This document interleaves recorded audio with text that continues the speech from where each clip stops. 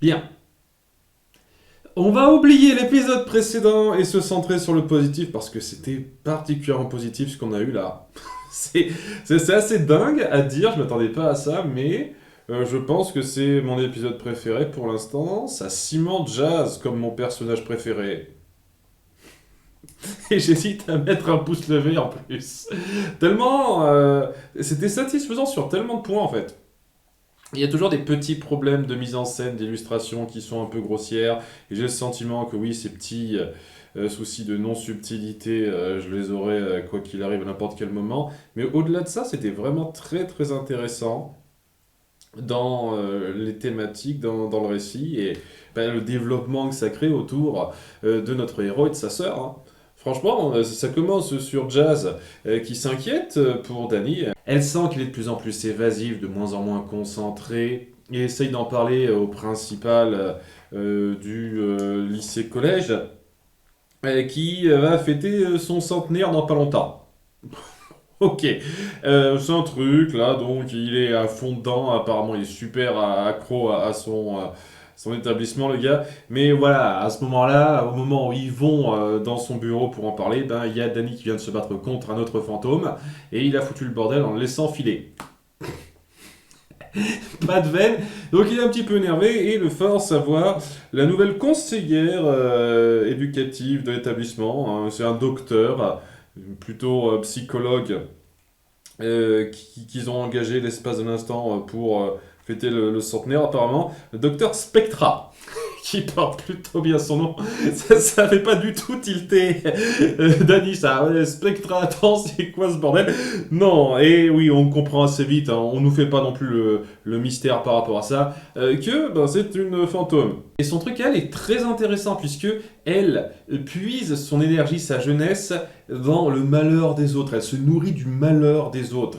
Et en plus de jouer là-dessus, elle s'attaque au malheur des jeunes, des adolescents, ceux qui sont un peu plus prompts à être pris dans leurs émotions, et donc ce qui en fait une grosse garce bien particulière dans son approche. Elle a été dans d'autres établissements avant, et maintenant il se trouve qu'elle se rend dans l'établissement de Danny Fantôme. Alors, je dis comme par hasard, mais je suis même pas sûr que ce soit vraiment comme par hasard. J'ai le sentiment qu'elle a assez vite compris que Danny Fantôme était dans cet établissement en fait. Vu les nombreuses activités qu'il y a eu autour de cet endroit-là, ça paraît un petit peu logique. Ou alors, oui, peut-être qu'elle a fait les différents établissements dans le coin, étant donné que Danny Fantôme opère toujours dans la même zone, vu que ça, c'est toujours autour du portail, etc. Donc, je pense pas que ce soit vraiment du comme par hasard, d'une quelconque façon au bout du compte ça. Et ouais, c'est un peu le modus operandi. Elle va, durant tout l'épisode, saper le moral de tous les élèves qui viendront chez elle parce qu'ils se sentiront un temps soit peu pas sûrs d'eux ou quoi que ce soit. Et elle ne fera qu'exacerber cette dépression de soi-même chez eux en jouant sur leurs petites peurs en tout genre, de façon plutôt intelligente la plupart du temps. Bon, c'est pas non plus ultra subtil, ultra fin, mais ça passe bien. Il y a juste deux, trois trucs que j'ai trouvé un peu gros.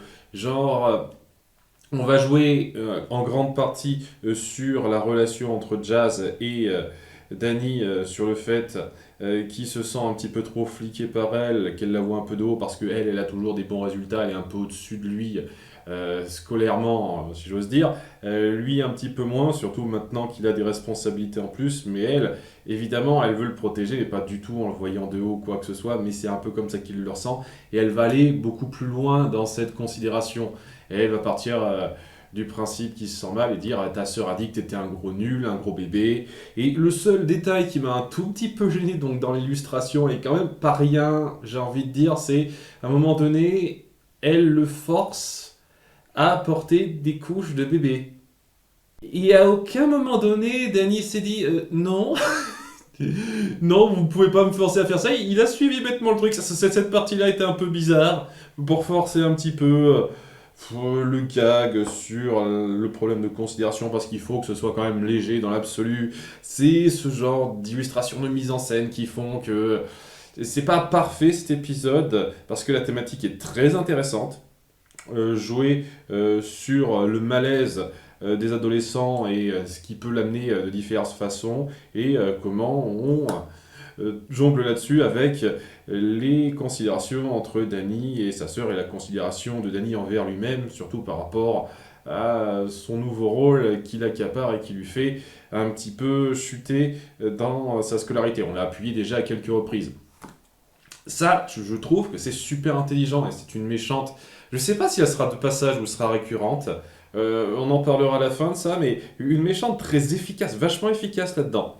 Elle a un assistant qui s'appelle Bertrand, qui est également doublé par Christophe Lemoine.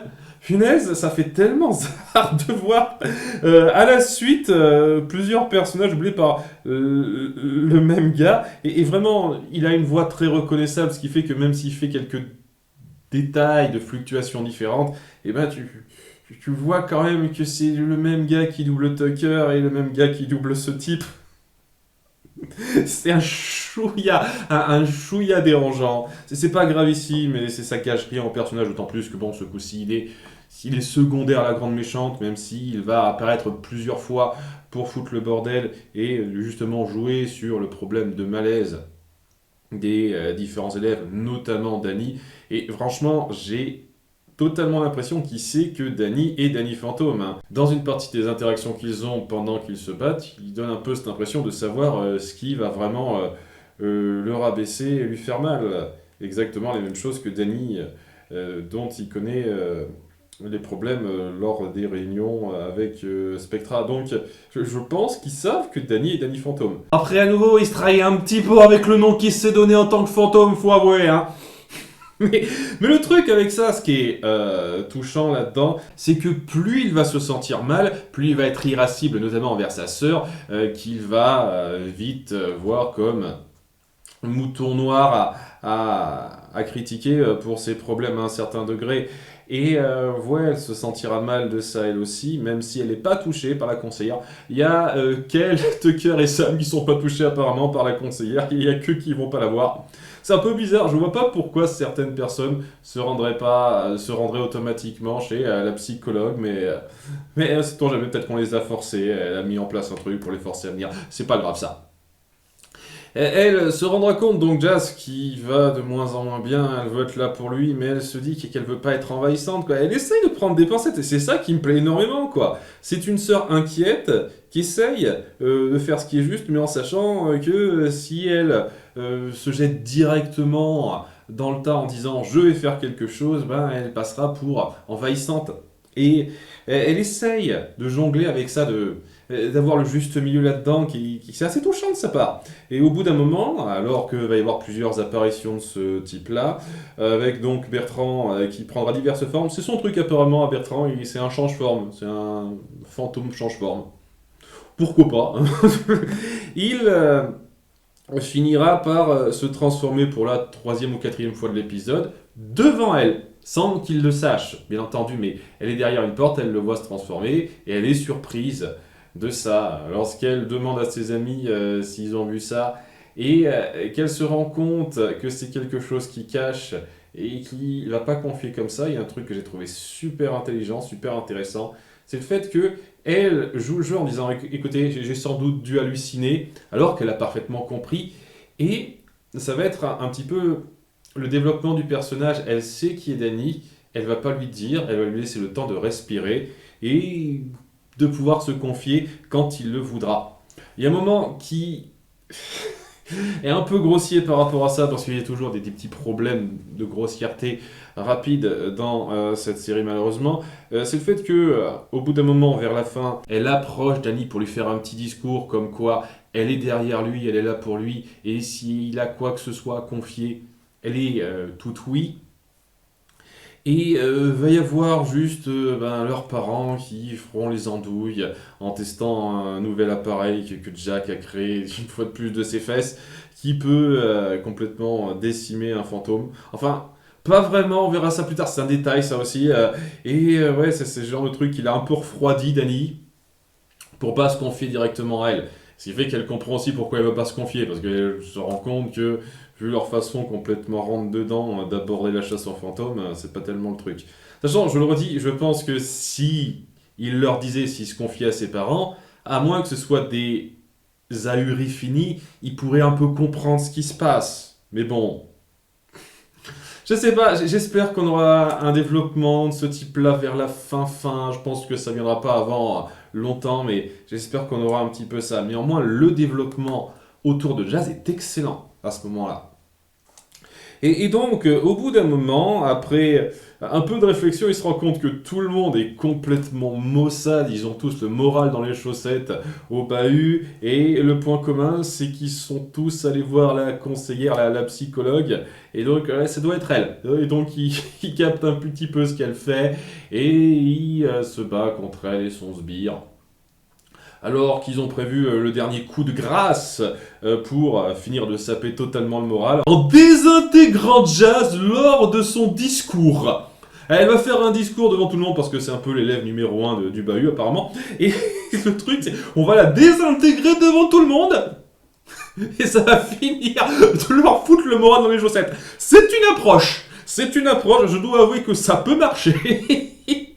Complètement rentre dedans ça et donc oui il se bat contre eux en devant empêcher à la dernière seconde évidemment qu'elle soit complètement éclatée et après l'avoir sauvée il y a Spectra qui arrive pour l'attaquer et jouer davantage sur ses considérations, le rabaisser et lui aspirer une fois de plus son énergie, son bonheur plus ou moins. Mais Jazz reconnaît que ça se passe mal et intervient pour l'aider grâce donc à l'engin de son père qui a été créé donc dans cet épisode. Et c'est bizarre, c'était pas du tout présenté comme ça la première fois, c'était juste une espèce d'agrafeuse bizarroïde qui détruisait des trucs. Là maintenant, ça crée une combinaison. Et même Jazz dit, ça fait super bizarre. Et ça enlève des couches de jeunesse à Spectra. Ça lui fait perdre différentes couches de jeunesse et à la fin, elle redevient la vieille qu'elle est censée être de base sous forme spectrale avant d'être capturée par Danny. Et le truc qui, une fois de plus, est assez joli avec ça, c'est que Jazz va pas tout de suite dire Danny, je sais que c'est toi. Et elle va jouer le jeu pour lui faire croire qu'elle ne sait toujours pas de qui il s'agit, pour lui laisser le temps de se confier quand il le voudra. C'est un moment que je trouve très joli, j'aime beaucoup ça. C'est vraiment ce côté, il y a ce personnage qui apprend la vérité, mais même si ça ne change pas autant le statu quo que ça le pourrait, elle va pas tout de suite forcer le fait d'être dans la confidence totalement. Et j'aime beaucoup ça, on sent ce besoin de prendre des pincettes de sa part, cette approche très psychologue et réfléchie du personnage qui me plaît beaucoup, j'adore Jazz, franchement, meilleur personnage de la série pour l'instant, sans problème. Voilà, j'ai eu quelques petits soucis avec sa représentation dans l'épisode précédent, mais l'épisode précédent est nul à chier pour presque tout le monde, hein. C'est juste un cas parmi tous les autres. Mais ouais, ici, elle brille parfaitement et je pense que si ça continue comme ça, personne ne la battra. Et ouais, il y a des problèmes d'illustration, de mise en scène qui sont un chouïa ennuyeuses, surtout avec les parents qui sont lourdingues et quelques détails, mais franchement, dans les thématiques, dans le développement central, cet épisode était excellent. Bah, mérite un pouce levé, hein. De justesse, parce que voilà, je trouve que la mise en scène et l'illustration mérite d'être un tout petit peu mieux réfléchi que ça pour être vraiment ultra impactant, mais je ne peux pas ne pas donner beaucoup de points pour tout ce qui a été raconté là. Voilà. Alors en espérant que ce soit pas le pic de la série, je sais qu'il y aura des épisodes en double partie et si ça se trouve ça sera plus haut que ça, mais ça fait plaisir de voir que ça peut monter aussi haut que ça. En dépit du ton un tout petit peu gamin que ça se donne, je trouve que c'est excellent quand ça le veut comme ça. Et donc, espérons pour la suite. À bientôt pour l'épisode 10. Bye!